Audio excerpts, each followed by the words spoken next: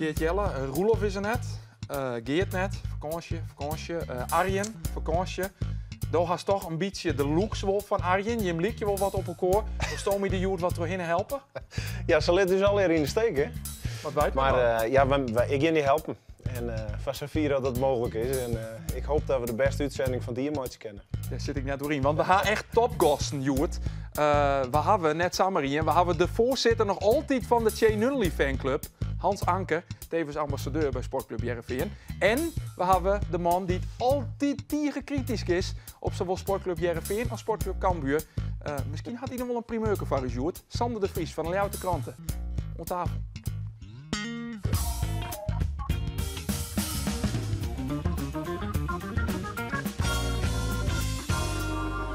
De Jereveen-spelers hoeren de vakantie naar Ibiza net uit te zitten, want het seizoen zit erop. Door de miste panel van Tom Haaien binnen de play-offs om Europees voetbal praktisch onhelder. Cambuur wie te gast op het feestje van Roda JC, wat letterlijk geen feestje waard, doen we wel en uiteindelijk dags weer net. Mijn naam is Ander Faber en dit is de Sportcast van Omroep Friesland. Kennen we Sinootje naar Almere, mooi Hansen. Het is 1-0 voor Almere City. Nou, je komt er weer. Het is hier nog van Ouaissa voor Roda. Het gaat helemaal mis in de opbouw bij Cambuur. Het is, ik denk, Marco Tol die gigantisch de mist ingeeft. De goals, ze vallen als riepappel. Ja, en hier is het wel goed, Nijs. Want het is 1-1 worden bij de wedstrijd tussen Almere City en Sportclub Jereveen. Tom Haaien nog nooit inbakken. Om de strafschop, Tom Haaien. Nee, hij mist hem.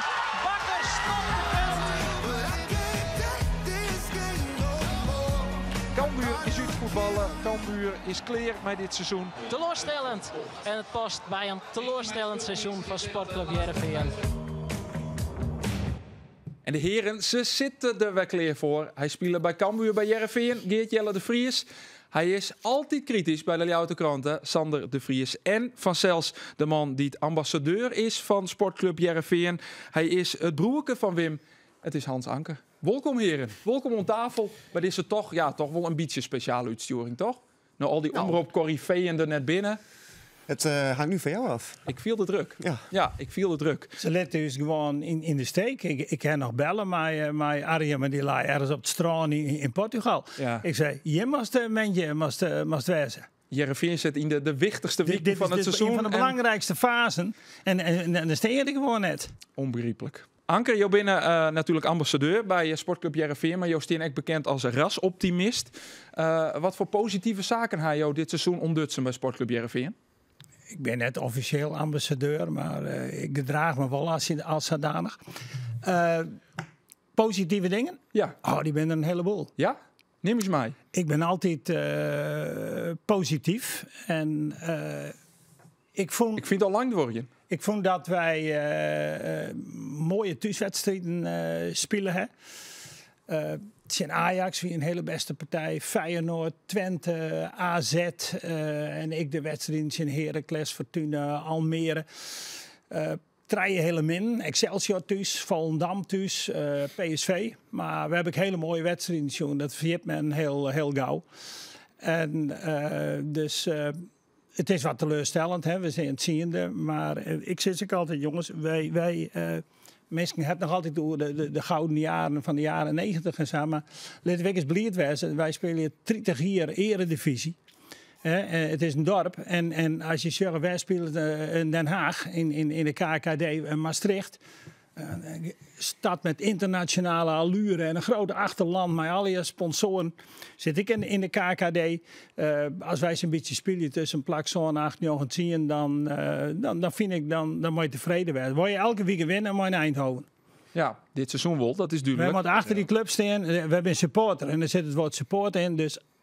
Maar dat gebeurt, vind ik, wel heel nadrukkelijk de voorbije jaren bij SC Heerenveen. Het stadion zit vol. Ik vind dit seizoen ook, hè? Ja, zeker weten. Ik vind ook dat er echt een goede sfeer is in het Abelense stadion. Er waren ook wel jaren dat het bioscooppubliek werd genoemd en dat het heel veel lege plekken waren in het stadion. Maar dat kun je nu echt niet meer zeggen. De sfeer is eigenlijk altijd goed in het stadion. Excelsior, dat wie even met die vlaggen die we van 30 hier divisie en die werden oneigenlijk gebruikt. En om maar goed, mogen mensen ook hun ongenoegen uiten?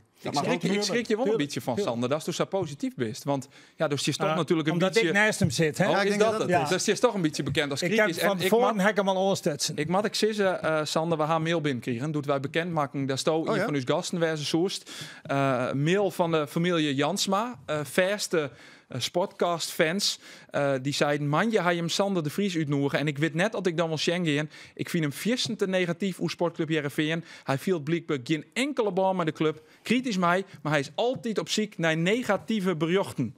Kies die Joert voor één keer even een beetje inhouden? Want ik zal mijn best doen. Ja, we wilden de familie Jansma natuurlijk net kwijt. Je krijgt het wel voor de kiezer. Nou, inderdaad. Een warm welkom aan. Ja, zeker. Fijn dat je bent. Ja. We gaan naar de stellingen, heren. Maar best dat hem eens, dat verhaal? Want...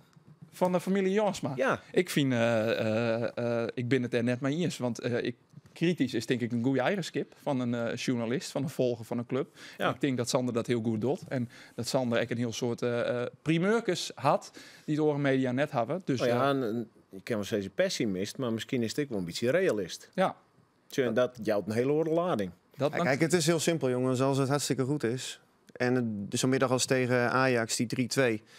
Ja, was fantastisch voor de club. Ja, dan is er geen krant in Nederland die dat zo uitvoerig belicht als de Leeuwardenkrant. En op het moment als het niet goed is, dan is er geen krant in Nederland die dat zo uitvoerig belicht als de Leeuwardenkrant. Het nooit goed. Ik bedoel, wij vinden het bij de Omroep Ek. Ik bedoel, ben wij negatief hoe Cambuur, dan ben we Omroep Abe. En ben we negatief hoe Heerenveen, ben we Omroep DKV. Ja. We doen het dan nooit goed. De stellingen, heren. We beginnen met Sander. Heerenveen had de play-offs net hellen, dus het seizoen is misleren. Ja.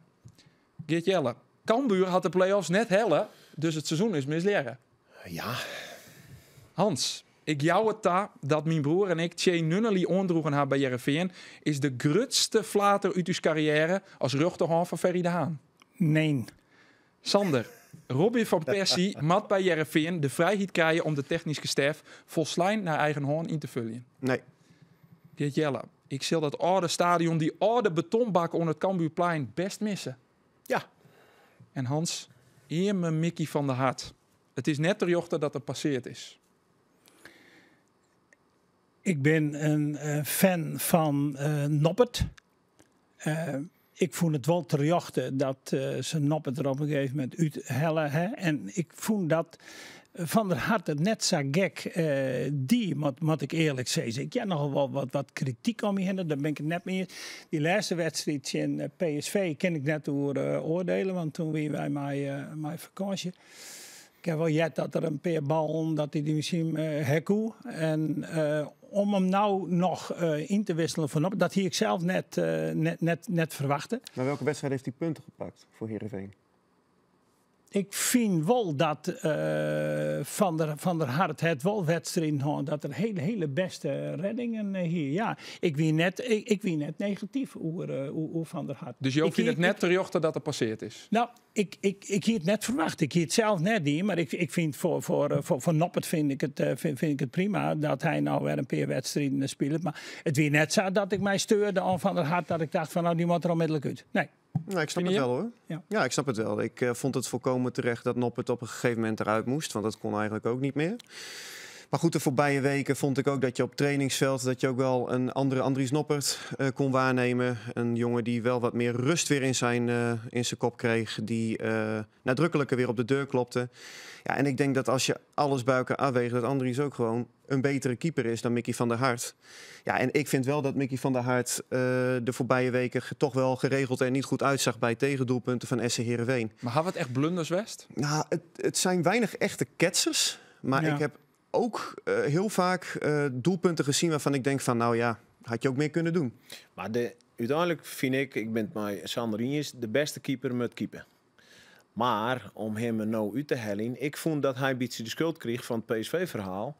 En dat vind ik net terecht. Dan kun je er wel 11 en het verhaal wie heel groot van de wedstrijd. Van ja, we gaan het helemaal oorstwaan. Nou, dat wie net zo. Dat wie net zo. Nee. Dus eigenlijk alleen Bogniewicz. Ja, maar goed, die hier een Dat blessure hier zijn ik verwachten, ze. omdat dat zijn werd, dat gebeurt net. En dan krijg je inderdaad een beetje het gevoel van er wordt een zondebok Ja, en dat het is een beetje ik heb die een wedstrijd hit net zien. Ik heb alleen een samenvatting op televisie zien, omdat ik elders zie.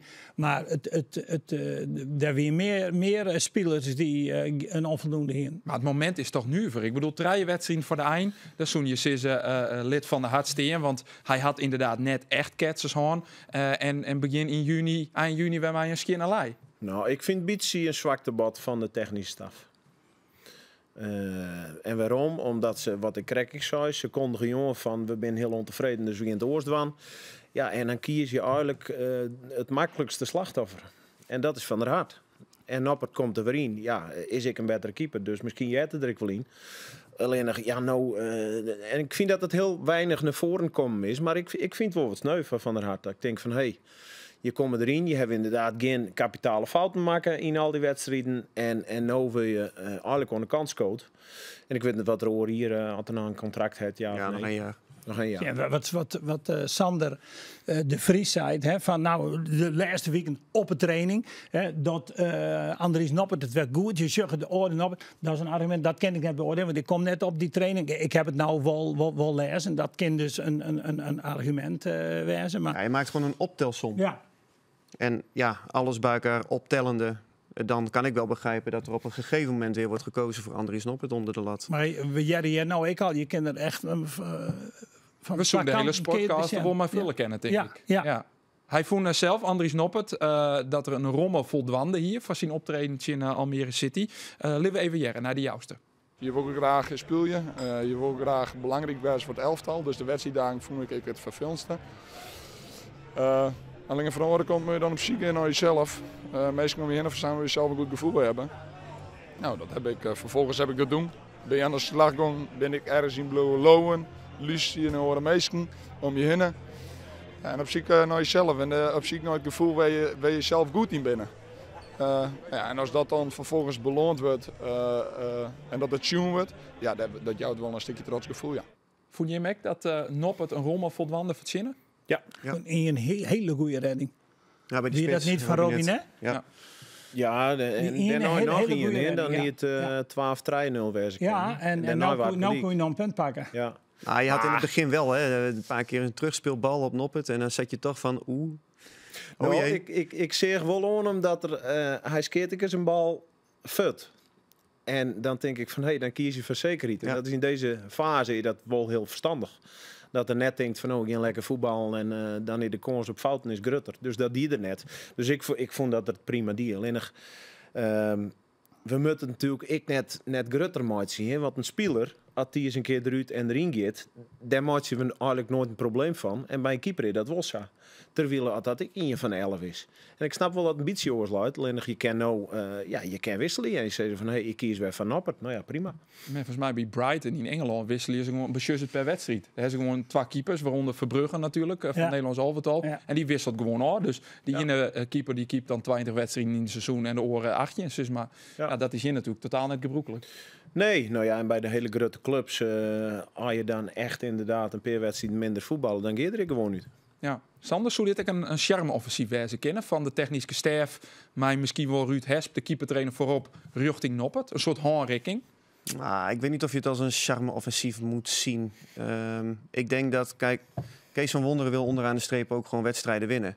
En als hij denkt dat hij met Andries Noppert onder die lat een grotere kans heeft dat hij wedstrijden kan winnen, ja, zo maakt een trainer keuzes. En nee, daar geloof ik eerlijk gezegd niet zo in. Ik ben wel benieuwd wat er gaat gebeuren in de zomer. Ja, want we zien verleden week Harmen Cuperes hier aan tafel, de privé-trainer van Noppert.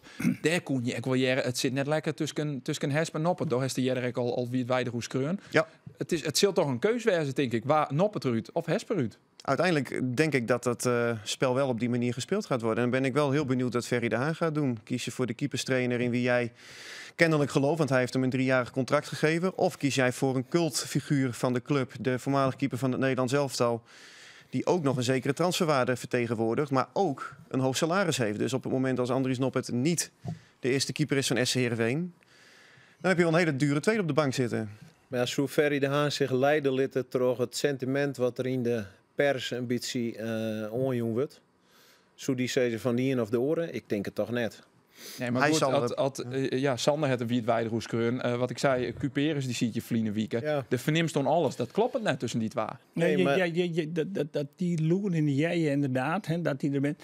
Dat zou ik zeggen, man. Ze hebben beiden nog een doorlopend contract. En dan zou ik zeggen, nou, om de tafel, dat zullen ze misschien ook wel dienen hebben. Maar kom op jongens, die Hesp is ik best een redelijke man. En probeer er uit te komen dat je ze beiden horen kennen. Je kent net maar iedere collega even goed terug Nee. en door. Maar dat betekent net dat je net goed met elkaar werken kan. dit is de directe collega. Wij Oké, weten maar natuurlijk dan- net wat er... Wij jaren alleen nog maar dat er kennelijk net helemaal een klik is. Maar wat er precies is, dat weten wij net. Maar dan Nee. denk ik van, nou, probeer daar nou uit te komen. Hè? Je bent toch volwassen mensen, een redelijke mens. Ik zou zeggen van, nou, dat zullen ze echt wel geprobeerd hebben. Maar dan Nou ja, kijk, dan nog maar eens een keer. keepers die willen in hun eigen kleine groepje willen ze gewoon naast trainingen die bij hen passen. Daar heeft Harm Couperus hier vorige week iets over gezegd. Waar Ruud Hesp kennelijk niet aan voldoet bij Andries. Willen ze ook duidelijkheid en vertrouwen willen ze voelen. Je staat elke dag met een heel klein select groepje sta je op dat veld. En ja, Ruud Hesp die blinkt daar. Wat ik al hoor, hè, niet alleen van 1 of 2 keepers, maar ook van anderen. Die blinkt daar niet in uit. Ja, en dan wordt het wel een heel lastig verhaal om continu 6 dagen, soms 7 dagen in de week met elkaar te gaan werken natuurlijk. Hoe gruts Casto de kans in dat allebei nog bij Jereveen onder contract staan naar de simmer? Ja, Ik denk heel 50%. En dat is echt heel grut. Kijk, Ik ik denk heel bedoel, groot. ze kunnen beide wel dingen willen. Maar ja, uiteindelijk als Ferry de Haan zegt van... jongens, Ruud Hesp blijft de keeperstrainer en Andries Noppert blijft de keeper. Dan zal Andries Noppert uiteindelijk toch ook eieren voor zijn geld moeten kiezen... en gewoon moeten gaan presteren. Zo simpel is het ook. De enige oplossing zou wijzen verkoop van Noppert. Nou, dat gaat op dit moment net gebeuren. Maar er kan één ding wat onvrooien. Want ja, uw collega Roelof de Vries die heeft een paar weken geleden al over dat de Jereveen-spelers de vakantie naar Ibiza al boekt hier. Die play-offs, dat doen ze net met helje. Noppert, die had dat net. Want die zei verleden weken dat hij nog stiekem ook wel wat rekening had met het Nederlands elftal. En om mij te gaan naar het EK. Hoe realistisch is dat? Nou, dat lijkt mij toch niet. Dat lijkt me niet. Hij heeft het in de eerste seizoenshelft gewoon niet goed gekiept. Hij heeft het gros van de tweede grotendeels op de bank gezeten. Het enige wat nog een kans zou kunnen zijn... is dat ze zeggen van, nou, dit is een jongen die zich volledig schikt in zijn rol als derde doelman. Hij ligt heel goed in de selectie. Hè. Daar is ook genoeg over gezegd en geschreven met de grote jongens... Hè, zoals de Virgil van Dijk van deze wereld... die het echt in hem zien zitten. En die zijn ontnuchterende karakter als een toch wel welkome aanvulling zien in die groep. Dat ze op basis daarvan een keuze gaan maken. Maar ja, het is topsport, dus ik denk dat ze gewoon voor de keeper gaan... die het beste heeft gepresteerd. Het zou voor Heerenveen en Noppert geweldig wezen. Maar ik zie het toch net gebeuren. Nee, daar binnen wel orenkeepers. Ik die natuurlijk volle meer keept hadden. Oren, Die vallen meer in Beeldwest en ik steeds meer vaker keept hebben, ja. Maar ja, de wonderen in de wereld dan niet uit.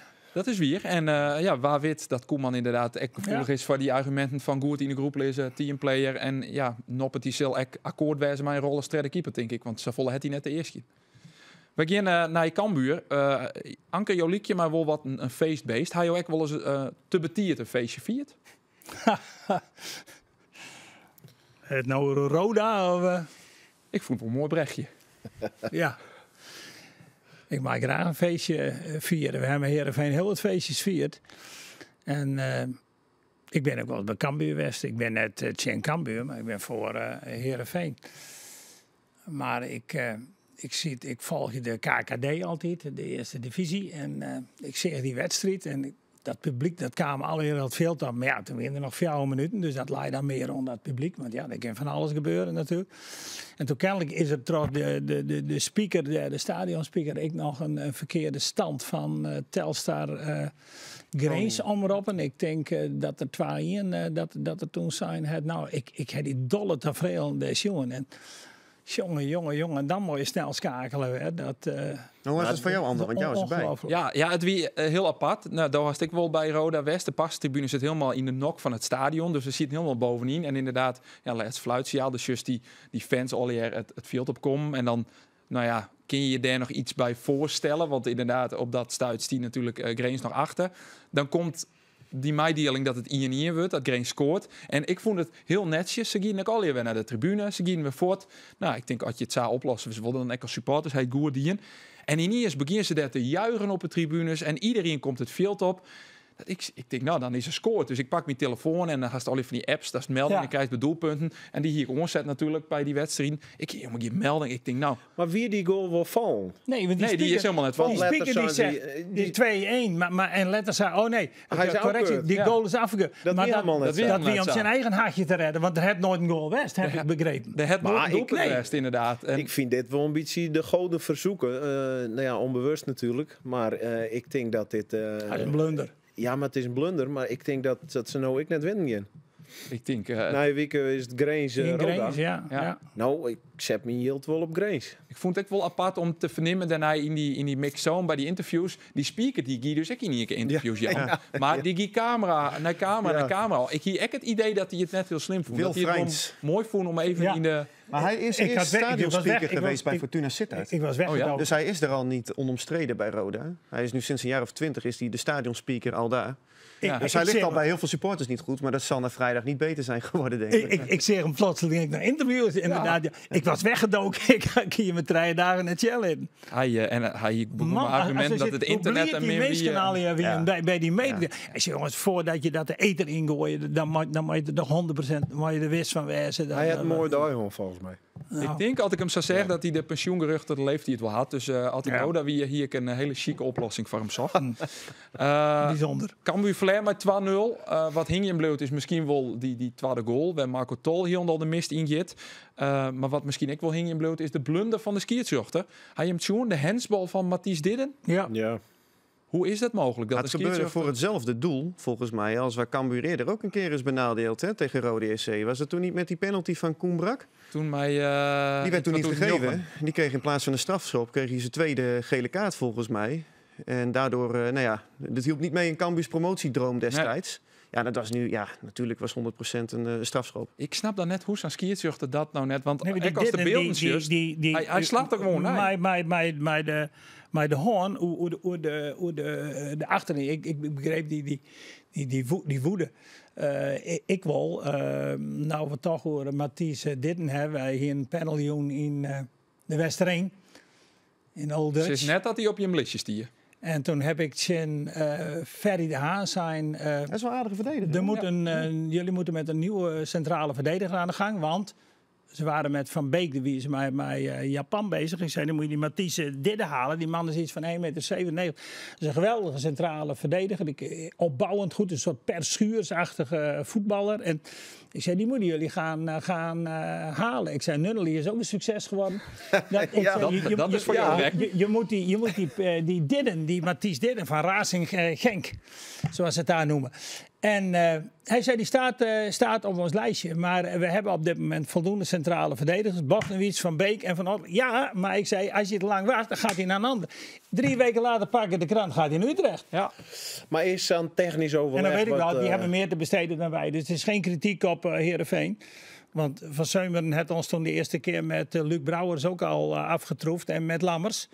En het voordeel is altijd bij FC Utrecht spelen die hebben een soort van volleybalploeg daar in de Galgenwaard. VV Utrecht, dek in dit en ik kom om mij dan. Ik bedoel, als je die bal daar maar een hoor rijtje kennen, dan miste je net bij die volleybalploeg. Maar trouwens, de volleybaldames in Snits hebben wonnen. Die hebben wonnen, die ben wel kampioen worden. In Utrecht? Ja, precies. Ja. Daarom wist ik dat misschien heel spannend. Ja. Maar ik vind nog een vraag aan jou, want dat technisch overleg met Heerenveen, met Ferry de Haan, doe je hem dat iedere week met de gebroeders Anker, of dat 1 keer in de maand? Nee, dat is gewoon spontaan. Als we zo'n panel discussie hebben.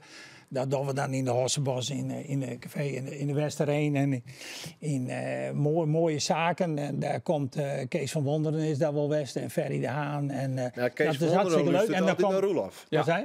Kees van Wonderen die luistert altijd naar Roelof. Ja, maar Kees van Wonderen is Ferry de Haan dus naar de gebroeders. Van Wonderen is hij net nijkaan, want die had zijn Roelof zijn op het moment dat hij naar Amerika ging. Toen zei Roelof, dit kan het laatste interview wezen. Want als je hem de play-offs net helje, dan ben ik er net meer. Het Van Wonderen zijn, niet zwaren. Wij hellen de play-offs. Wij zullen elkaar nog een keer spreken bij een interview. Ja. Niks van wie. Nee, ik het net mee gebeuren. Nee, maar wij bemoeien zich maar zo dat ik doorgaan als een aardige speler hebben. Zoals die Mathies deden, dan gooi ik die erin. En ja, zo werkt dat. Je bent een masterscout of je bent het net? U zegt het. Dat is wel mooi. Als ik het ontken, dan lieg ik. Ja, wij moesten heen, hè? Nou ja, wat meneer Anker van het verhaal van Sander, tenminste ik neem aan dat je dat lezen hebben, van de kritiek op Zandvliet, dat wie net mals. In het Zandvliet, de hoofdscouting van Heerenveen. Ik heb Sander, dat wie is de lezen. verhalen hoor hem even voor de duidelijkheid. Hij zoe, zijn listjes net op waarde ha. Structuur in de scouting is net onbracht. En ja, hij komt mij al tropische oorden om de spelers bij te helien. Dat wie een beetje verward geregeld voetballers met elkaar. Geen structuur in de scouting. En onvoldoende kennis van de spelersmarkt waarop Heerenveen acteert of zou moeten acteren. Dat is eigenlijk in hoofdlijnen de kritiek die er op hem is. En dan wie de vraag van Geert Jelle. Nou, de vraag is van... Ik ken de man net persoonlijk. Ik heb die kritiek lezen. Ik vond het vrij hudde kritiek. Dus ik ken daar geen oordeel hoe vellen. Maar er zijn genoeg mogelijkheden in die KKD. Vroeger zitten wij in de Jupiler League en de KPN telecompetitie. En daar haalde je dan een Nurmela en een Radomski en een Huntelaar. En daar lopen nou pareltjes lopen daar rond. Ik zeg altijd, ik volg al die wedstrijden. Ik zou bijvoorbeeld bij Dordrecht, hè, dan moet je zo'n Sebaoui. Ja, maar die is van Feyenoord. Ja, die is van Feyenoord. Ja, die komt van Beerschot. Maar die had hem direct verhuurd aan... maar daarom kun je hem wel belangstelling tonen. Ja, zeker. Maar ik denk wel dat het lastig is om zo'n jongen nu alvast te gaan. Ik denk dat voor hem, voor Feyenoord, dat het net verkeerd is dat hij naar Heerenveen gaat. En dat is bijvoorbeeld een jongen, die moet je volgen. Zo'n Livramento van MVV. Ja, een snelle jongen. Die jongen, die speelde helemaal niet. Want die Costons, die speelde daar. Die is in de winterstop weggegaan. Hij maakt zo 15 goals. Ja. En wie ik ook goed vind, dat is die Meerveld van Willem. Ja, maar ik denk dat jongens zijn die onhaalbaar zijn inmiddels. Maar had ik nou... Ja, maar dat zeide ik. heb toen ook voorgesteld hier bij een podcast. Dan heb ik gezegd, jongen, je moet die Sam Lammers, die zat in Italië. En die zat bij Sampdoria en Empoli en daarvoor in Eintracht Frankfurt. Die maakte 1 goal in de 3 jaar. Maar ik zei, dat deed hij niet verleden. Want het was een wereldspits bij ons. Hij met links, met rechts. Hij creëerde zijn eigen kansen. Die een geweldige spits. En die moet je halen. Ja, maar die is te duur, zei iedereen. En dergelijke. Ja, oké, hij is weer naar Utrecht gegaan. Die hebben inderdaad meer geld. Ja, maar dat is logisch, want dat was in de winterstop. Maar toen had Heerenveen al van Amersfoort, Niculescu en Karlsbak. Moet je dan een 4e erbij halen? Nou ja, als het mogelijk is wel, maar dat is dus maar dat is niet mogelijk. Zo'n speler... Als ik jou nou praat, ja. En ik heb het stuk van Sander in de Leeuwarden Kranten, dan is er eigenlijk een conclusie van mijn kant. Jo weet meer van spelers in de KKD dan ken het Zandvliet. Ja, dat denk ik haast ook, ja. Dat kan ik net beoordelen. Nee, dat kan je ook net beoordelen. Nee. Maar, en waar ik me over verbaas, en goed, dat Kesto misschien beamen, zat ik het lees, komt er informatie van die stik binnen de club waar? Ja, natuurlijk. Nou, dan is de club ziek. Ja, maar we gaan hier nu toch niet naïef lopen doen. Het is toch zo als de weg naar Rome dat er vanuit clubs naar journalisten wordt gelekt. Ja, maar dit vind ik wel een kwalijk iets. Want ik vind dat je het beste van de club maar de club voor hebben. En je bent de werknemer, want ik neem aan dat bij werknemers waar komt. Die ben in het dienst van Heerenveen. En die gaan klagen over het functioneren van een meerdere of een collega. Dat vind ik onbegrijpelijk dat bij Heerenveen op. Ja, maar je kunt het ook omdraaien. Misschien dat het intern wel heel erg inhoudelijk allemaal is besproken en aangekaart, maar dat er niets mee gebeurd wordt en dat mensen op een gegeven moment dan de media gaan opzoeken. Ja, maar als dat zo is, dan vind ik dat met die meesten grote kerels wezen en dan met ze zeggen wij het intern bepraten. Daar is niks meer dienen. En nou zeggen wij het in de pers. En dan kan je iets op gang brengen. Maar nu gebeurt het anoniem. Dat vind ik zwak. Dan denk ik van, ze hebben het blijkbaar net bij Ferry de Haan deadline. Kenneth Zandvliet die zei van, ik herken me er net in. Nee, dus... maar daar wil ik wel wat over zeggen. Kenneth Zandvliet die zegt inderdaad, hij herkent zich er niet. En hij zegt van de manier waarop wij werken met de scouting. Als het gaat om de structuur, de datascout die komt eerst met spelers. Vervolgens gaan de videoscouts naar kijken. Daarna komt de live scout in actie. En helemaal aan het einde van de rit, dan kom ik in actie. En dan beslis ik met de driehoek, Ferry de Haan, de trainer Kees van Wonder in dit geval. En ik, Zandvliet, of een speler wel of niet komt. Als je het dan hebt over de structuur, ten eerste intern herkennen mensen zich niet in die reactie van Zandvliet. Ten tweede, je kunt ook zeggen, het zou eigenlijk precies omgekeerd moeten zijn. Want juist doordat Zandvliet kennelijk pas in de eindfase van die van het scoutingsproces wordt betrokken, mist hij heel veel spelers die eerder zijn uitgefilterd, die mogelijkerwijs wel interessant zouden kunnen zijn en waar hij, gezien zijn expertise en hiërarchie, want hij staat bovenaan, hij zou er het meest vanaf moeten weten, wel dus die pareltjes eruit kan lopen trekken. Maar die mensen die dat dus ondij vertellen als journalist, die vinden dus dat de structuur net goed is. Ja. Dat is de conclusie. En dan denk ik van, als dat zo is, dan moet je dat intern bepraten. En dan moet er van heger gewoon met de reactie komen. En dan moet je gewoon zeggen van, wij bepalen dat het op die manier gebeurt. En dan ben je werknemer van de club en dan moet je daar eens kikken. En als je daar net eens kikken, dan is er geen plak van jou. Maar nou, ik denk dat er intern net op praten is, dat er vervolgens lekt wordt naar de journalisten, in dit geval bestaat dat, komt stik in de kranten en dan hopen ze dat er wat op gang komt. Ja, maar jij denkt en dat vind ik kwalijk. Jij denkt dat. Maar je weet het niet. Ik weet het niet. Maar goed, daarom is het mooi dat stoïcist, want docisten die namen net prijs aan. Maar die mensen die dan zijn kritiek hebben, ik vind die moet nou opstaan en zeggen van, wij zijn de mensen met kritiek en wij hopen op verbetering en wij gaan dat gesprek aan. Nou ja, blijkbaar waren die mensen dat niet. Ik ben heel benieuwd wat er gaat gebeuren dan de komende periode. Maar ja, kijk, weet je, Ander is zelf ook journalist. Jij weet ook hoe het werkt. Je hebt je contacten binnen een club, rondom een club. Ja, en als jij dan een bepaald geluid opvangt, dan ga je daarmee bezig en dan ga je dat verifiëren bij andere mensen. Je gaat het ook, in mijn geval heb ik dit ook extern geverifieerd bij agenten of bij andere clubs. Maar het is geen kritiek. Nee, zo vat ik het ook niet op. Alleen kijk, die werkwijze helemaal net. Dit is nu eenmaal ook hoe journalistiek werkt. En ik begrijp heel goed als er mensen ergens intern werken, dat die niet meteen met naam en toenaam, want mensen hebben ook een hypotheek, hebben ook een huis. Ja, die kritiek zit er meer, volgens mij, in inderdaad dat zij hun uitspreken richting, in dit geval Sander, richting de media. Ja, en, want daar bereik je net iets mooi wat uiteindelijk wel het doel wezen moet. En dat weet je net, dat kan ik wezen dat je toch juist wel Jereveen en Ferry de Haan denkt, oké, misschien moet wij inderdaad actie ondernemen. Misschien moet ik importeren met de workvlier. Moet ik die jaren als die loeren er inderdaad binnen. Dan zou het effect herkennen. Dan zou het effect herkennen. Maar er gebeuren goede dingen. Ik lees nou in de krant, als het al klopt.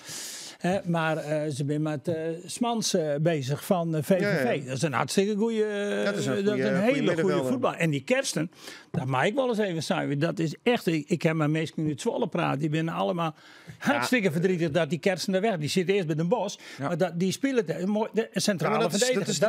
Dat is een goede. Dat vind ik een goede aankoop. Maar ik vind het wel bevreemdend dat je Nicolescu scout haalt voor 1,3 miljoen euro. Terwijl je eigenlijk nagenoeg geen geld hebt. En dat je die jongen nooit live in actie hebt gezien. Dat vind ik gek. En wat ik gek vind, is dat je, als je Nicolescu eenmaal hebt... Ik ben een enorme fan van Nicolescu. Laat hem dan spelen. Maar hij speelt nooit. Elke keer pak ik de opstelling. Weer geen Nicolescu. Zelfs tegen Feyenoord. Ja. Gooi hem er nou eens in. En al die orenwedstrijden in Heracles ook staat hij er weer niet. Die Nicolescu... Maar dan kom je op de vervolgstap. En dan is er dus geen goede afstemming geweest tussen de technische staf en de scouting. Ja, maar hij stelt hem. Ik vind dat Van Wonderen vaak net opstelt of te let.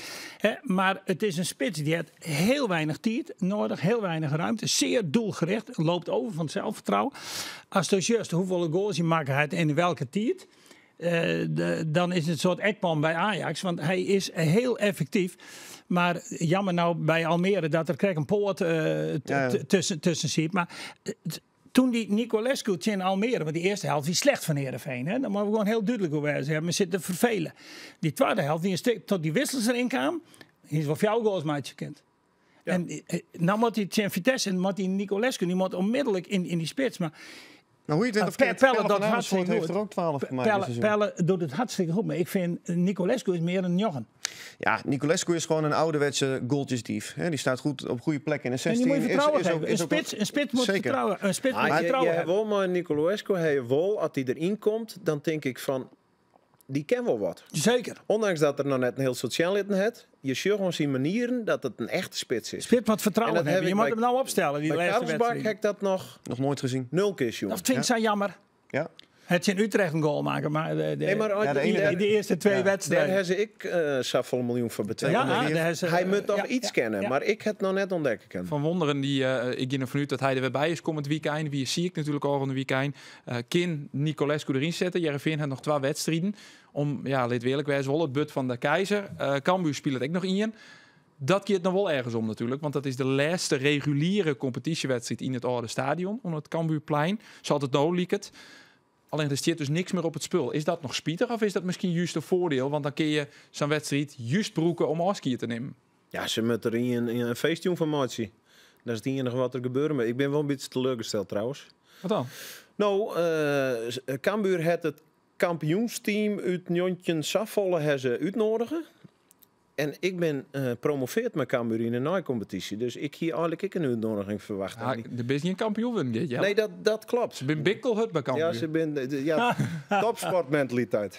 Ja, geen kampioen, dus geen uitnodiging. Nee. Want wat is in Helmond, toch?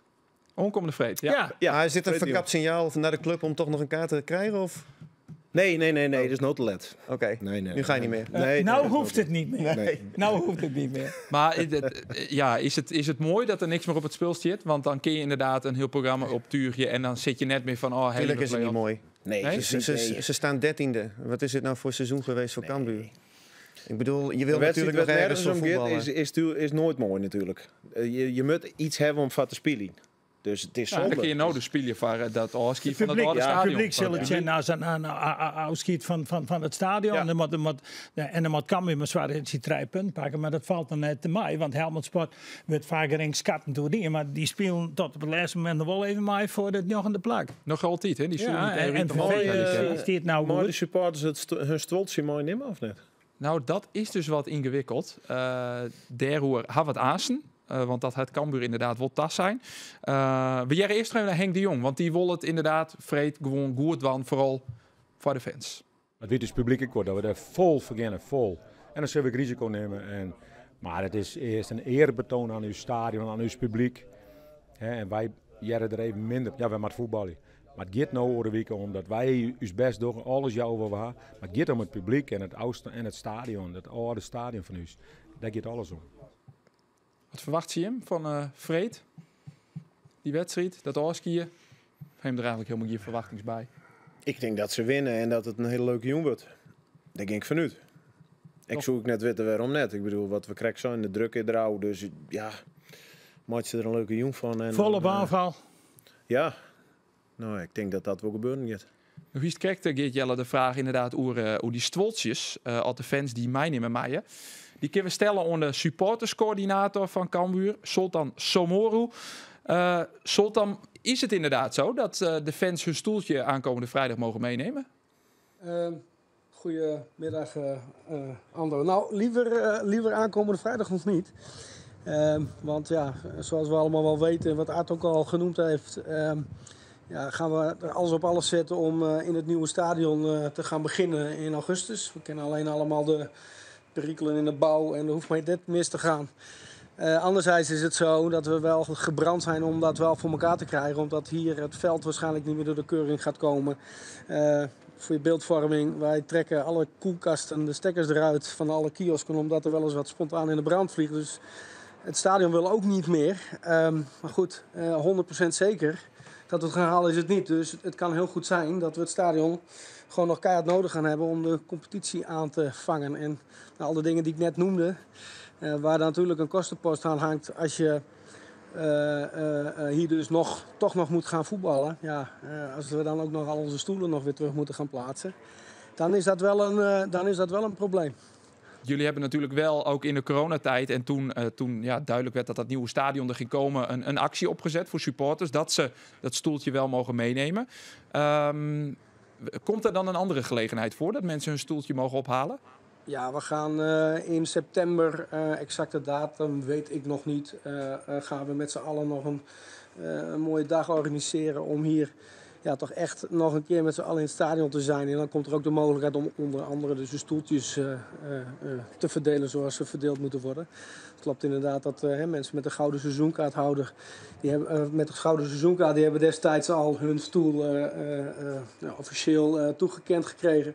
ja, dat is, we gaan daar wat moois van maken. Met dan een afsluitend feest. En, dat dus in september. Maar is het realistisch om te denken dat de fans vrijdag de boel heel houden? Of ben ik dan misschien een beetje pessimistisch? Laten we vooropstellen, ik begrijp de beleving. Ik kom zelf ook uit een bepaalde supporterschare. En je hebt het in het verleden gezien. Dat als een stadion zijn laatste wedstrijd speelt, dat er wel eens wat kapot gaat, soms zelfs in de brand, of in brand moet ik zeggen. En ergens snap ik die beleving, voel ik die beleving ook wel een beetje. Alleen, ja, niet als je niet 100% zeker weet of het wel gaat lukken. Nogmaals, er hoeft maar dit te gebeuren in die bouw en we gaan het gewoon niet redden. Het gaat heel minimaal zijn. Er zullen stoelen zijn in het nieuwe stadion. Er zal een veld zijn in het nieuwe stadion. En we moeten van Buma een stempel krijgen dat we over de omlopen lopen mogen. Ja, als dat niet lukt, nogmaals, het is een heel dun lijntje. We gaan alles op alles zetten. De kans is echt aanzienlijk. Maar er kan altijd een kink in de kamer komen. Ja, jullie vliegen hem wel aan, hè? Die wedstrijd van vrijdag als de laatste reguliere competitiewedstrijd in het oude stadion. Kun je al iets prijsgeven over het programma? Wat gaan jullie doen? Nou ja, zoals de sporters van ons gewend zijn, gaan we weer een volledig programma aanbieden. We beginnen om 6:30, dus ik wil ook iedereen oproepen om op tijd in het stadion te zijn. Voor elk wat wils. We beginnen iets steviger. Daar gaan we dit keer iets minder lang mee door als tegen NEC. En daarna zullen we met allemaal verschillende artiesten zullen gaan optreden op Noord, op de spelerstunnel van West. Op het veld, verschillende interviews met oud-spelers. Sorry Geert-Jelle, maar als je alsnog een kaart wil hebben, dan ga ik hem voor je regelen. Dus ja, kom op tijd en maak dit met ons mee. We gaan tijdens de wedstrijd hebben we een moment, en dat is als het goed is vanmiddag ook online gekomen via de socials van Cambuur. Een moment gaat de voet op de bal in de 12e minuut. En dan gaan we met z'n allen applaudisseren voor alle spelers en de Cambuur-mensen moet ik zeggen. Cambuur supporters, spelers enzovoort. Die ons in de afgelopen 60 jaar zijn ontvallen. Daarnaast hebben we na de wedstrijd nog eigenlijk een spetterend afscheid. Met wel een hele mooie muzikaal einde. En vuurspuwende vrouwen? Ik vraag dit voor Arjen. Jij vraagt dit voor Arjen, ja. Ja. Ik krijg het er niet door dit keer, helaas. Ze hebben ook absoluut mijn voorkeur. Maar... Dan hoop ik dat Arjen vrijdag naar het stadion wil. Dankjewel Zoltan, succes deze week, want het zal een hectische week worden voor jullie. Wel een kleine nabrander voor jou ook. Ik begrijp dat jij de laatste wedstrijd in je zwembroek gaat beleven. Dan heb jij verkeerde aanwijzing gekregen. Oké, dan ben ik verkeerd geïnformeerd door mijn collega. Dat is leuk. Ja, je collega's zitten wel eens vaker naast. Nee, ik ben er inderdaad niet bij, dus dat klopt wel. Maar niet op een of ander vakantieparadijs zoals de rest van Omroep Friesland deze week. Maar we zullen er uiteraard met de Omroep wel zijn om het helemaal vast te leggen. Dankjewel Zoltan. Fantastisch. Oké, bedankt. Dag. Hast dan een mooie omtinkens, Geert-Jelle, om het oude Cambuur stadion? Want daar was er spelen natuurlijk. 6 hier hekkers spelen mochten. En voetbal natuurlijk wel leuke herinneringen, maar ik wil een oren mooie herinnering. Volgens mij wie het Gert Kruis, die wie trainer. En die komt op een gegeven moment de kleedkamer hierin. Hij zegt, wat hier nu gebeurt? Hij zegt, er rijdt een auto op het veld. En wie dat? Dat wie Auke de Sloper. Auke de Sloper, ja. Het stek stond niet op hem en die wie gewoon trots stekker rijden. En die maken een rondje. En toen weet het nog eens, hè. Die maken gewoon een rondje in het stadion. En toen riet het er weer uit. Ja. Nou, hij is net een rondruis volgens mij, Auke de Sloper. Nee, maar dat wie heel bijzonder. Dus wij gingen naar boeten en we zijn wat gebeurd hier. Hele markante man. Ja. Maar verder, nee, ja, ik weet nog van vroeger als jonkje dat ik voor het eerst in het stadion kwam. En dan hier is die oude tribune en die heel snel, maar wel heel heeg. Dus dan kwam er het veld op en dan zeer samen heeg. Dat wie toen wel indrukwekkend. Nou ja, uiteindelijk is het al even verbouwd en is het prima het zien werkdienen. Maar het mooie oudbrutsen hebben we begrepen van Zoltan ambitie. Behalve dus... Hij begreep het. En niet in de brand. Nee, net in de bron. Hij trouwens ik mooi maken. Dat het in de brand stier? Nee, het stadion van NAC, NAC. Dat wie ik de laatste wedstrijd dat er voetbald waren. Volgens mij werd het Heerenveen. Toen stutsen de eigen supporters stutsen het in de bron. Dat zal nog wel wat afvallen, denk ik, hoop ik. Ja, dat hoop ik toch al. Want ze hebben het inderdaad bij Cambuur nog nederig in de tarriering om te trainen, oefenwedstrijden spelen, het kantoor. Maar ja, als we het zeggen, dan is het nog alles behalve zeker dat het seizoen niet naar het stadion beginnen kan. Dat zou wel heel teleurstellend wezen. Het is al hier nog onwis. Sander, hoe groot is de kans dat Heerenveen met Van Persie het seizoen begint? Ja, dat gaat gebeuren. Want Heerenveen, dat zei maar niks. Het is al stil. Wie als Jim bij de Leeuwarden Kranten, maar we hebben het er al. Een weekend is nou stil. Ja. Nou ja, wat ik ervan heb begrepen is dat ze die presentatie na het seizoen willen gaan doen. Kees van Wonderen zit er nu natuurlijk nog. Ik vind het eigenlijk ook wel logisch. Zeker op het moment als Heerenveen. Want tot vrijdag was het toch ook nog wel de hoop om die play-offs te gaan halen. Dat daar dan gewoon de volledige aandacht naartoe gaat. Ik heb omgekeerd ook weer niet echt de indruk dat Mats Keulen het helemaal in de stress schiet op het moment als 1,5 week eerder Van Persie wordt gepresenteerd. Maar ja, zo doen clubs dat nu eenmaal graag. Dan is dit hoofdstuk van Wonderen straks afgesloten. En dan zal Van Persie daarna worden gepresenteerd. Maar ik verwacht wel dat er wellicht deze week of misschien de week erop een persbericht uitgaat met dat het allemaal is bezegeld. Je kunt er gewoon bevestigen dat hij komt. En dan de presentatie letten dan. Want nou is het zo, na alles wat er dus in de media verschenen is. En dan denk ik, nou is het een enorme stilte. Nou, ik mensen zeggen, nou, tegen mij te stil. Dat is wel maar het gaat met... Dus ik denk, nou, gooi het dan naar buiten als het roen is. En dan doe je de presentatie maar over... Maar met dit soort dingen gaat het vaak ook over van, in de slotfase van zo'n onderhandelingsspel. Nou, wie gaan de assistenten worden? Hoe ziet de samenstelling van de technische staf eruit? Beantwoord je die vraag? Zijn er nog waar worden de assistenten? Hoe zal die technische in ieder geval Paul Simonis, die gaat normaal gesproken verlengd worden. Die heeft een aflopend contract. Ik heb hem vrijdag ook over gesproken. En hij kijkt enorm uit naar de samenwerking met Robin van Persie. Wat ook al aangeeft dat binnen de club weet ook eigenlijk iedereen dat dit wel gaat gebeuren. Maar Henk Brugge weet ik nog. Want hij kwam mee met Van Wonderen. Nee, die ja, dat verraste mij wel enigszins dat hij dan wel blijft. Henk Brugge, wat je zegt, die heeft nog 1 jaar contract. En Van Persie zal zelf een assistent meenemen. Er gaan wat verschillende namen de ronde. Maar hij werkt samen bij Feyenoord met Pinas. Dat is een van het eerste uur met wie hij samenwerkt. Aflaai. Die is volgens mij part-time is hij erbij bij Feyenoord. Maar Van Persie zal in ieder geval zijn eigen assistent meenemen. Dat begrijp ik ook wel. Maar hij zal niet de staf zo kunnen gaan kneden als hij dat bij Feyenoord heeft gedaan. Van wat ik begreep dat er 15 man in zijn team zitten bij Feyenoord onder 18. Daar heeft Heerenveen... Ja, ik heb iemand gesproken die zei van... Ik heb bij een royaal. Ja, een royale ster. Ja, die keek een keer bij een wedstrijd van Feyenoord onder 18 en die zag allemaal van die coachjassen van de dugout tot en met de cornervlag zag hij zitten. Dus ja, weet je, dit nieuws gaat binnenkort gewoon bevestigd worden. Maar waar het nu nog om gaat, bijvoorbeeld zit er nog ergens een zaakwaarnemer tussen die nog een percentage wil, et cetera, et cetera. Dat zijn nog van die voetnoten die dan... Maar ik zou direct Omroep Friesland mijn vakantie, maar Ferry de Haan is ik mijn vakantie. Dus het zal deze week misschien nog wel even stilblowen. Ja, hij had in de podcast bij u laatste Tajong dat het vaart de eind van de competitie duidelijk weer zoer. Dus maar goed, dan heeft hij nog horen wieken. Ja. Als zij dan hebben gemeld dat hij komt en dan kan de presentatie bij wijze van spreken na Sparta uit plaatsvinden. Dus meestal doen ze dat op een dinsdag. Zou me niet verbazen als het dinsdag naar Sparta is. Anke, want je bent natuurlijk de rechterhand van Ferry de Haan. Had jou hier nog wat een rol in spelen in de oorstelling van Persie? Nee. Nee? Nee. Ik vind het wel verrassend. Ja. Ja. In de goede zin van het woord? Ik vind het verrassend. Het likkend een beetje toen op Van Basten. En een bekende naam. Nou, dat ken ik heel goed wijzen voor de seizoenkaarten. Hè? Dat je weer even wat een positief nijs hebben. Want het is natuurlijk wel een man van naam in de hele wereld. Zeg maar. En zit ik wel wat een risico aan natuurlijk. Wat is een goed paard, een goede ruiter?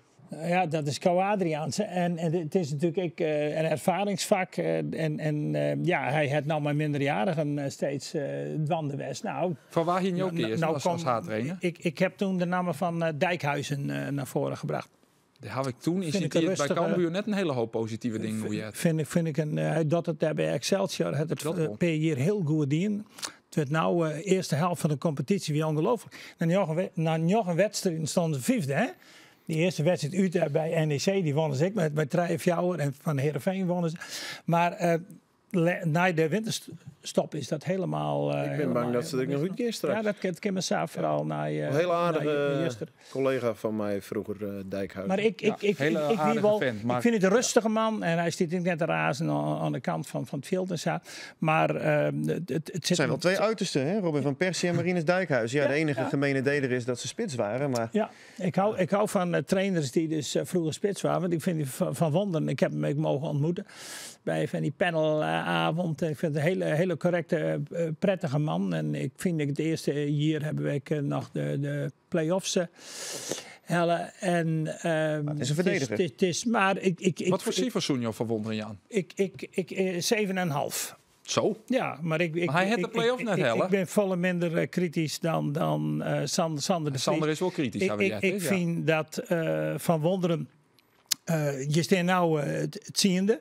Nou, dan zit je een beetje rond. Hè. Kunnen we die nog in de plak nog hebben? Nou, dat is helemaal net zo gek.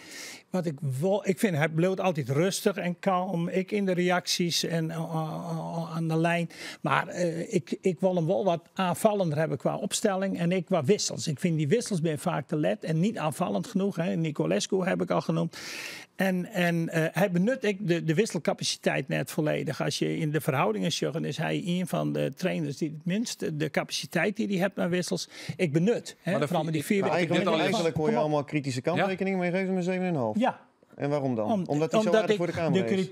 De kritiek die ik op hem heb, dat is met name de wissels. En dat is een onderdeel van het geheel. Kijk, waar het mij om gaat, zie je ontwikkeling. Zie je ontwikkeling. Zie je spelers beter worden. Zie je een team beter worden. Zie je een team stapsgewijs groeien in een seizoen. Ja, en wat dat betreft, want ik vind Kees van Wonderen ook, ik heb een uitstekende professionele relatie met hem hoor. En hij is ook altijd op een formidabel professionele manier omgegaan met de stukken die ik over hem heb geschreven. Dus wat dat betreft niets dan lof van mij. Maar jij schreef 4 dagen geleden van de laatste tijd is Heerenveen al, gaat het helemaal niet goed. Maar dan denk ik van, ik las dat stuk en dan zeg ik tegen mezelf, nou Sander, die wedstrijd tegen Feyenoord was goed. Die wedstrijd tegen Twente was goed. Bij Heracles uit hebben we goed gespeeld. Het is niet zo dat het nou in één keer de laatste weken een puinhoop is. Nee, maar dat heb ik ook niet geschreven. Ik heb geschreven dat grosso modo zijn het gewoon 2 teleurstellende seizoenen met uitzonderingen daar gelaten. En dan doel ik inderdaad ook op die wedstrijden die jij noemt. Alleen ik vind, als je over de hele linie bekijkt, is het veel te wisselvallig, veel te grillig geweest. Zijn er veel te veel... maar wat voor cijfer geef jij hem? Een 5,5. 5,5? Ja, omdat ik ook wel onderken... Dat is wel een voldoende. Ik jou heel zeker. Ik jou mijn size. Maar als je degene die op die stoel zit, het meestal net zo volle verstand van voetbal. Dus die man heeft mooi wel. Maar meestal tiert net. Meestal tiert. Ja, maar kijk, ik onderken ook heus wel dat SC Heerenveen... We hebben het over de scouting gehad, waar dus het een en ander te verbeteren valt. We hebben het over de opleiding gehad, die op zijn gat ligt.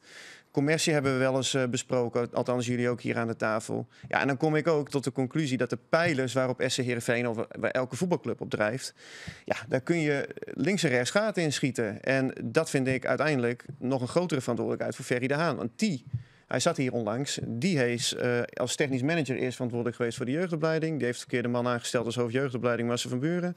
Kenneth Zandvliet heeft hij geen gelukkige hand gehad als het gaat om zijn personeel. Kees van Wonderen, prima vent, echt een professional, twijfel echt niet aan zijn intenties, bedoelingen.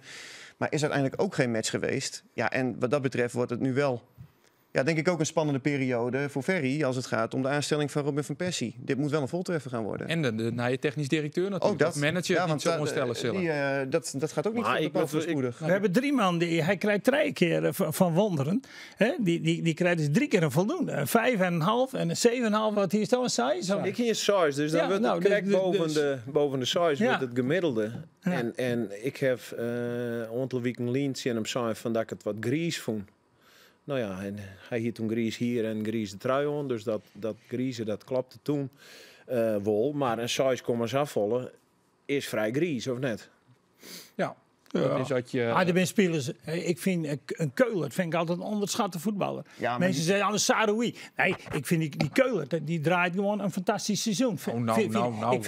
Ik vind die Broude, die dat het ook goed. Bij het PSV, een van de goals zeggen... Keuler doet precies wat hij altijd al deed, namelijk heel veel rennen. Er zijn best spelers die altijd de voldoende hadden. Maar Broude is geen bek. Broude had een goede periode gewoon toen hij erin kwam. Toen verbaasde er eigenlijk ons alle jaar. Eerste helft het is geen back, maar hij kwam op back erin, die er hartstikke goed. Maar de laatste week zie ik weer waarom het geen back is. Oude weekend wie dat ik zat. Potverdikkie, dan denk je toch van, hij zit eruit als jouw speler en ze voetbalde direct. Want ze roemen alle kanten om hem heen. Jongens, voordat we te lanen komen bij de rechtsboeten van Sportclub Heerenveen. Ja, dan verlies we alle objectiviteit hier aan tafel, als het hoe Tjee Nunnely gaat. Wol ik naar de oertinkings. En je witte, we komen er net op waarom. Nu al? Nou al. Ja, een oren gaat het. Ging snel. Hoe ging het met jou, Andor? Nou ja, ik denk dat Jim dat ze matten. Want ik wil Jim kan dat beter beoordelen. Is het voor herhaling van? Nooit weer Arjen. Nooit weer Arjen. Oh. Zo. Nee, ik Grauwster, hè? Ja, Arjen, Grauwster. Ja. De griepste. Ja, maar je hebt in Grauw toch zitten. Dat sluit ik net uit. We beginnen naar de oertinkings. We beginnen met Sander. De voet inloeken of mijn gestrekt been erin? Denk aan de familie Jansma. Mijn gestrekt been. Oh, toch wel. Geert Jelle. Wim of Hans, Anke? Ja, ik zou ze heel graag de jaren met hun praten willen, maar ik kies Joet voor Hans. Wim zit je pas als ik net ken. Nee, maar ja goed. Misschien is dit wel Wim, dat weten we net. Nee. Waar zal het in het voetballen we Grauw. Wie dat het? We sluiten aan met Wim, Hans, Anke. Jou niks, hè, Arjen? Kees van Wonderen of Robin van Persie? We komen er net op waarom. Kees van Wonderen. Kees van Wonderen, toch Kees van Wonderen. Heren, tierentank dat Jim de Wieren. Dit was even naar mijn buurman toe. Ah, ja.